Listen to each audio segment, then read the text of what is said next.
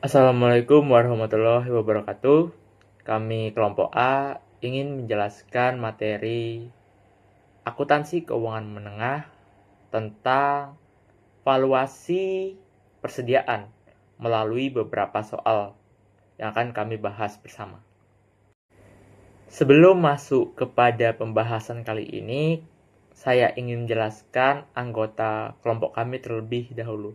Yang pertama ada Eka Meilina dengan NPM akhir 145, kemudian ada Ismena Adria Azaria dengan NPM akhir 228.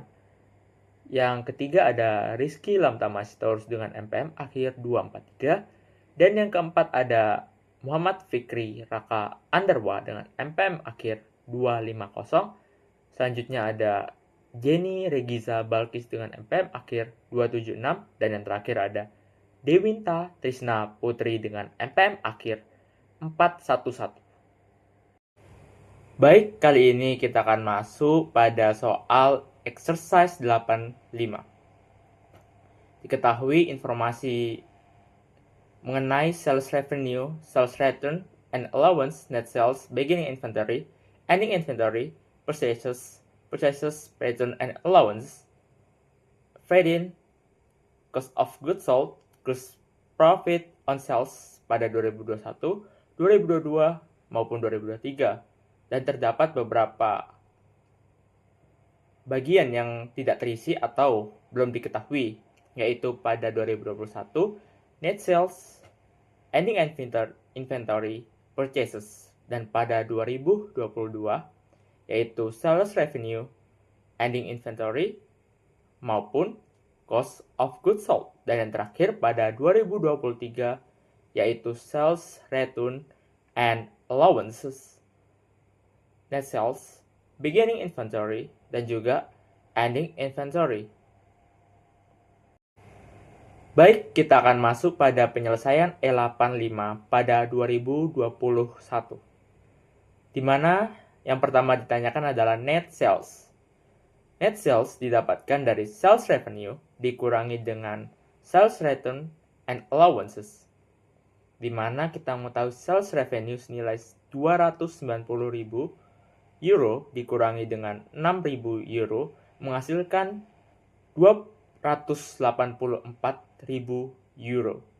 Selanjutnya kita akan masuk kepada ending inventory. Ending inventory dapat dilihat pada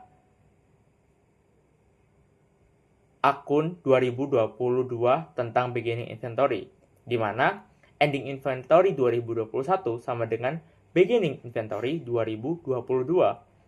Selanjutnya yang ditanyakan adalah mengenai purchases. Sebelum kita mencari purchases, kita harus mencari cost of good purchases atau net purchases, di mana cost of good purchases bisa didapatkan dengan menggunakan metode cost of goods sold ditambah dengan ending inventory dikurangi dengan beginning inventory, di mana kita mengetahui cost of goods sold senilai 238.000 euro dikurangi dengan 20.000 ditambah dengan 32.000. Sehingga kita mendapatkan nilai COGP. Kemudian kita menghitung purchases, yaitu COGP atau cost of good purchases dikurangi dengan trade-in ditambah dengan purchases return allowance yang menghasilkan nilai akhir atau jumlah purchases yang ditemukan senilai 247 euro. Selanjutnya, saya akan melanjutkan pembahasan pada soal E85 pada tahun 2022 dan tahun 2023. Pada tahun 2022, kita wajib mengisi pada bagian sales revenue, COGS, dan juga ending inventory. Pada sales revenue-nya, ini menggunakan rumus net sales ditambah dengan sales return menghasilkan sebesar 360.000 euro.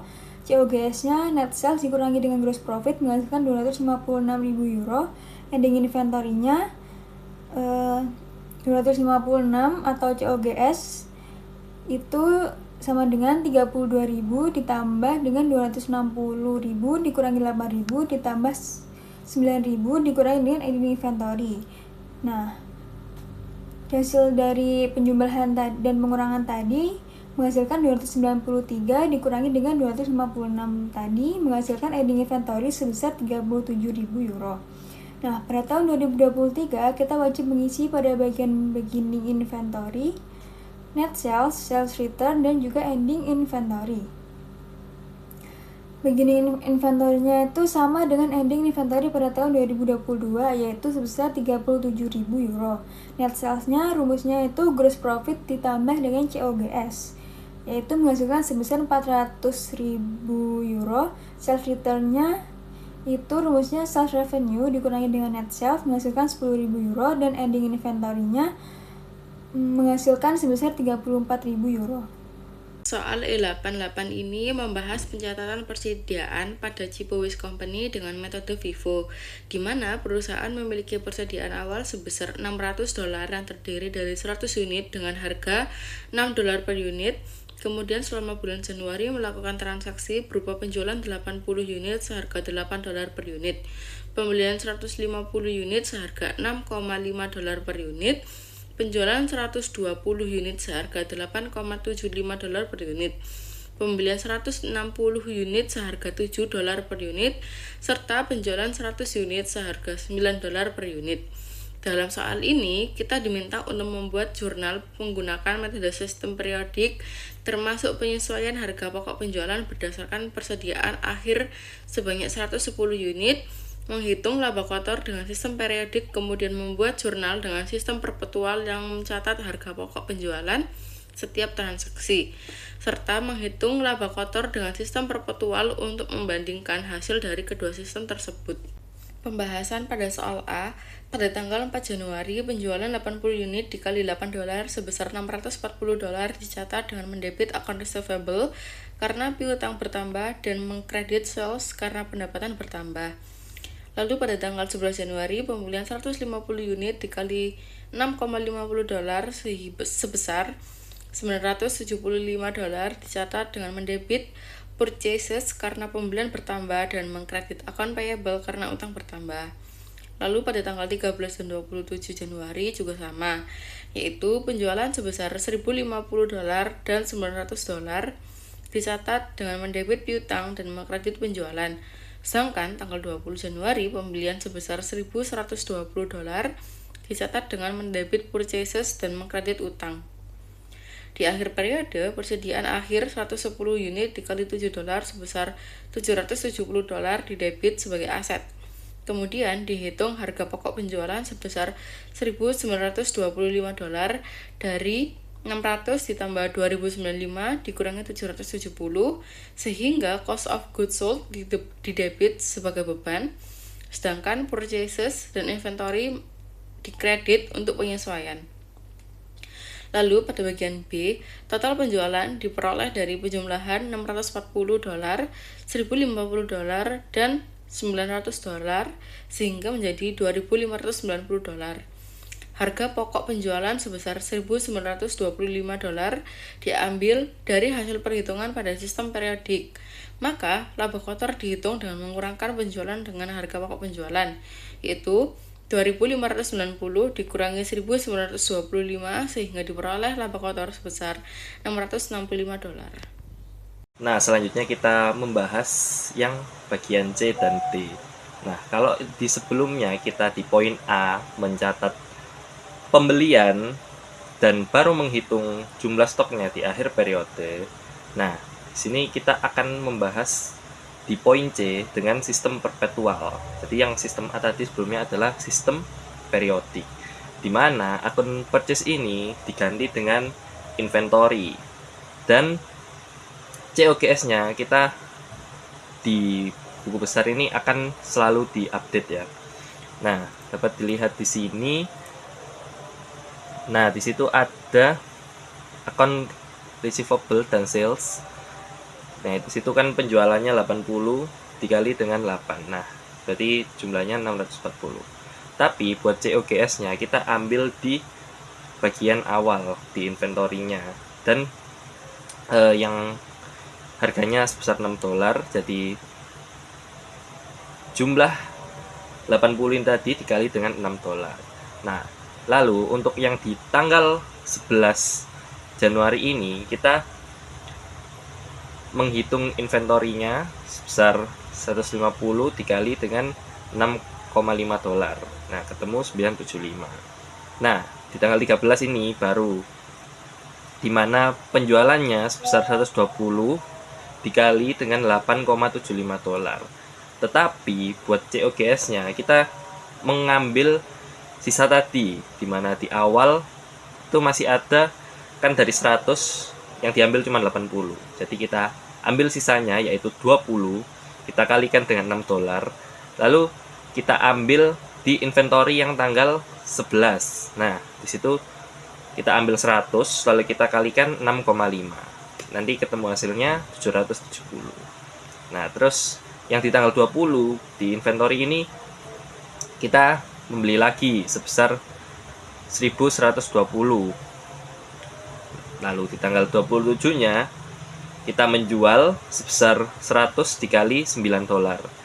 Nah, di sini COGS-nya sama seperti yang tadi, kita ambil dulu di tanggal inventory di tanggal 11 tadi, kita ambil dulu 50-nya dikali 6,5 dan ditambah 50 inventory ini dari yang tanggal 20 dikali dengan $7.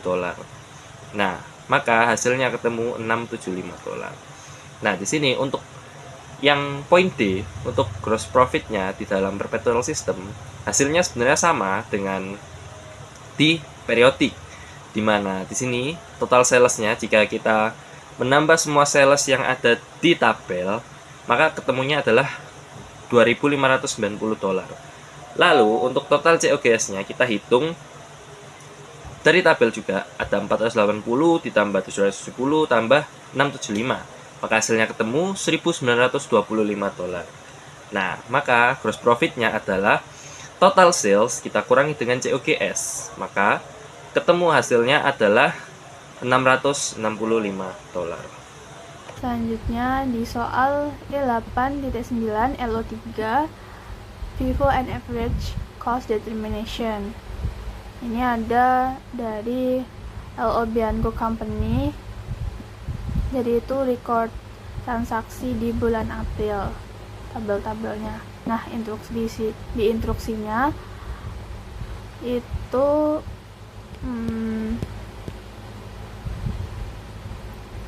kita disuruh yang pertama yang di A itu asumsi pencatatan persediaan periodik dilakukan. Jadi disuruh menghitung dengan cara periodic system pada tanggal 30 April menggunakan FIFO dan average. Terus yang kedua itu menggunakan sistem perpetual. Jadi tentukan persediaan pada tanggal 30 April juga menggunakan FIFO dan average. Terus yang C itu membandingkan kayak metode persediaan mana antara FIFO dan average yang akan menunjukkan laba bersih tertinggi. Nah, selanjutnya yang A itu menggunakan sistem periodik. Terus ya cara satu yaitu dengan FIFO. Nah, kenapa di jurnalnya itu langsung 21 sama 29? Karena menggunakan first in first out, jadi yang diambil itu yang terakhir, yang awal-awal itu dianggap udah habis terjual, jadi yang diambil yang terakhir.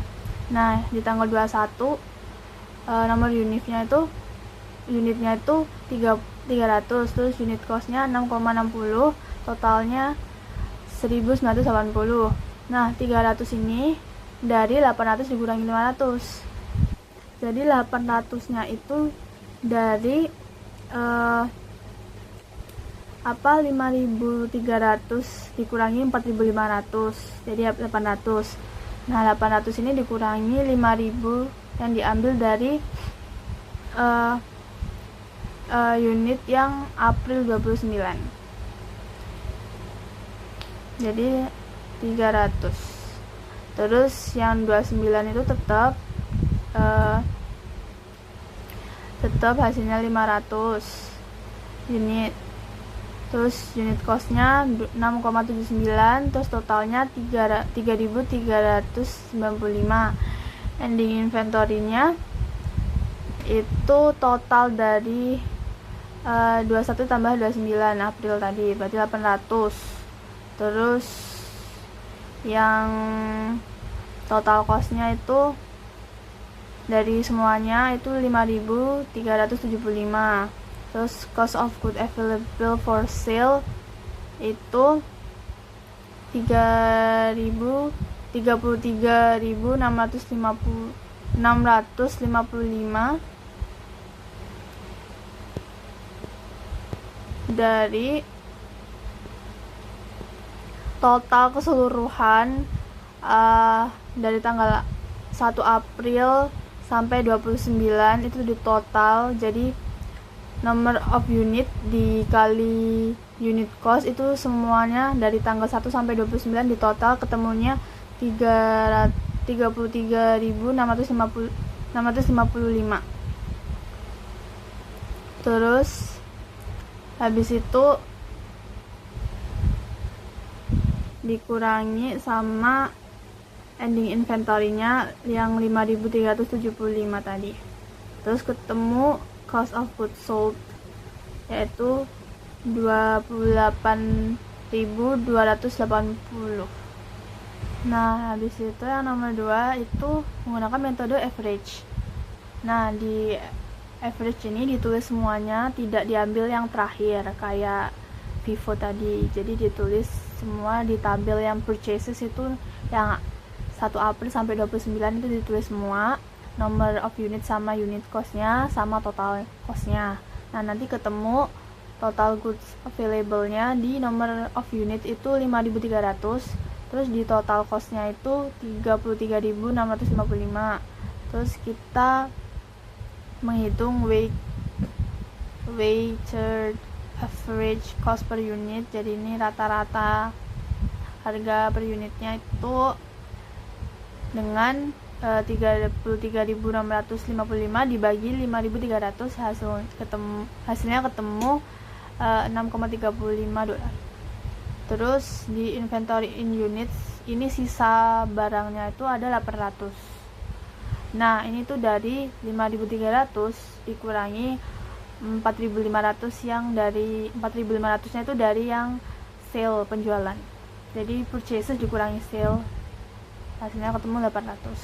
Terus ending inventory-nya itu 800 dikali 6,35. Nah, ini tuh karena rumusnya yaitu harga per jumlah unit dikali harga per unit. Jadi ketemunya 5.080. Terus itu ending inventory ya. Terus habis itu selanjutnya di cost of goods available for sale itu 33.655. Terus deduct ending inventory 5.080 tadi. Jadi 5.080 tadi dikurangi sama 33.655. Jadi cost of goods sold-nya itu ketemu 28.575. Selanjutnya ada perpetual system. Nah, yang pertama ada metode FIFO. Jadi metode FIFO dalam perpetual system itu harus dijabarkan. Nah, dalam pembelian itu harus menaruh pembelian unit yang baru di bawah pembelian unit yang lama. Nah, contohnya pada tanggal 4 itu ada pembelian 1.500 unit, maka harus ditaruh di bawah unit yang lama yakni 100. Nah, jika ada penjualan itu harus diambilkan dari yang pertama unit masuk. Karena sesuai dengan definisinya yakni FIFO first in first out, maka yang pertama masuk itu yang pertama keluar, sehingga menghasilkan nilai persediaan akhir sebesar $5.375. Lalu yang kedua ada metode average. Nah, sama seperti Vivo tadi, itu di dalam perpetual harus dijabarkan, tetapi perhitungannya itu berbeda. Nah, kalau average ini kita setiap ada pembelian itu harus menghitung rata-rata harga per unit yang baru. Nah, contohnya pada tanggal 4 itu terdapat 1.500 unit dengan harga per unitnya $6,8. Nah, maka kita harus mencari nilai rata-rata per unit yang baru dengan cara menambah unit yang lama, yakni 100 ditambah dengan 1.500 menghasilkan 1.600. Lalu total biaya yang dikeluarkan itu juga harus ditambah, yakni 600 ditambah 9.120 menghasilkan 9.720. Lalu kita bagi dibagi 9.720 dibagi dengan 1.600 menghasilkan nilai rata-rata yang baru, yakni $68, yang sebelumnya itu hanya $6. Lalu menghasilkan nilai persediaan akhir sebesar $5.333,96. Selanjutnya kita akan mengerjakan yang C, yaitu analisis metode inflasi. Jadi metode yang menghasilkan laba bersih atau net income tertinggi itu adalah Vivo. Nah, kenapa? Karena dalam kondisi inflasi atau harga terus naik, Vivo itu menggunakan biaya stok lama yang lebih murah untuk menghitung harga pokok penjualan atau COGS. Karena COGS-nya itu rendah, maka laba kotor dan laba bersih akan menjadi yang paling tinggi dibandingkan metode lainnya.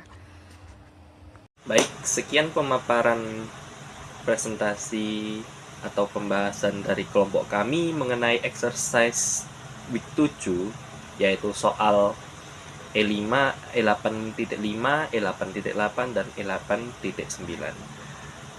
Mohon maaf apabila ada kesalahan dan penjelasan yang kurang dipahami. Sekian pemaparan dari kelompok kami. Wassalamualaikum warahmatullahi wabarakatuh.